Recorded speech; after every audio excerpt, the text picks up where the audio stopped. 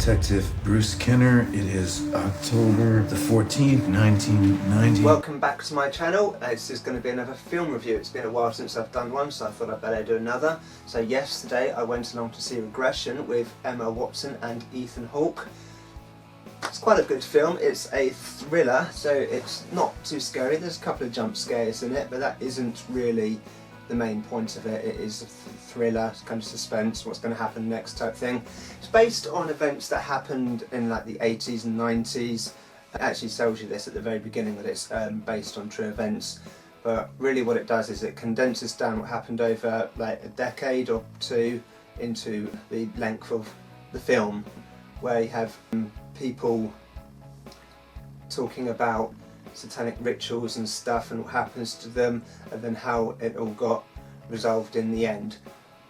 I thought it was quite clever. It wasn't overly predictable. About halfway through I was thinking the film would end in two possible ways, and it did actually end in one of the ways I predicted, although one of the ways I was a bit off, which I actually quite liked, because quite often when I watch films I can predict the end quite early on, and that's actually always a bit disappointing. So I actually like it when I'm wrong, although I was half right because I guessed two outcomes and one of them was what I thought it would be. I quite like the use of the surround sound. They actually work quite well. I've been to a lot of films and they've got action stuff and you get all the dialogue in the front and you've got big blasts and stuff behind. It's nothing like that. It's not really an action film. But I did actually notice, you know, if someone was standing behind you here, that's where you heard them. I know a lot of films have surround sound. Is nothing new, it's been around for a very long time now. But it was actually near the beginning of the film, the camera's pointing at some people and there's someone just here behind you who says something, and it did actually make a lot of people go like that in the theatre, because they're like, wow, you know, where's that coming from? It was unexpected, but noticed a few times they did that, so I liked that. Overall, it was an enjoyable film, I suppose. I felt the pace wasn't too fast, wasn't too slow. It was supposed to like build up suspense and the thriller, you know, what's going on, what's happening, and you see the journey of the detective.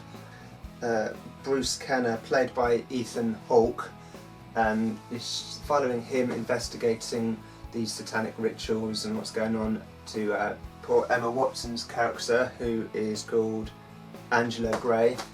So she's reported these events have happened to her. He's investigating and they all get caught up in her story and what happens, and you see him slowly, you know, breaking down throughout the film and how he resolves it in the end. And again, this is, as I said before, it's like the way the media portrays what's going on in the film. It's pretty much what happened in America in the 90s at this time, with the media hyping everything up and then people getting all swept along with it, and basically everyone's just being caught up in all the story and taken along for the ride, and until eventually, obviously if you know history, how it all resolved itself.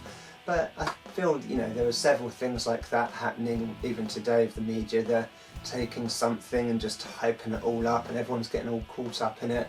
You know, you could say like there's so many different topics. I'm not going to pick one in particular because I don't want to like stereotype any individual groups or religions, but we all know how the media does that. So that's what they were doing back then, and I say it's basically taken, you know, the whole history and condensing it down into one film. At no point did I feel I was getting bored with the film, so I said it moved at an okay pace. It's got a 15 age certificate on it because there's a couple of mild references to like sexual activity, but nothing too bad. I mean, obviously the way the reports of these satanic rituals used to happen would have sexual activity and sexual abuse, so that's in there.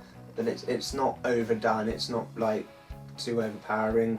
A lot of it is suggestion. There's a lot of suggested stuff here and suggested stuff that's the whole point of the film, is to play with your mind. It's supposed to be suggesting all this is happening, suggest that might be happening, and the idea of it is to make your own mind fill in the gaps. And that's again the media hype, you know, they bring it up and then you bring it into your own mind, and then you hype it up in your own mind, and then you report it, and then the media hypes it up, and then it's like a vicious cycle going round and round and round and round. Although at the end of the film it all close off neatly in a nice little They tie off all the loose ends, so you're not going to leave the film with your mind going, ooh, you know, what's going on, you know, these satanic cults out there and everywhere. It all wraps up neatly at the end, so you can leave the cinema in a nice place.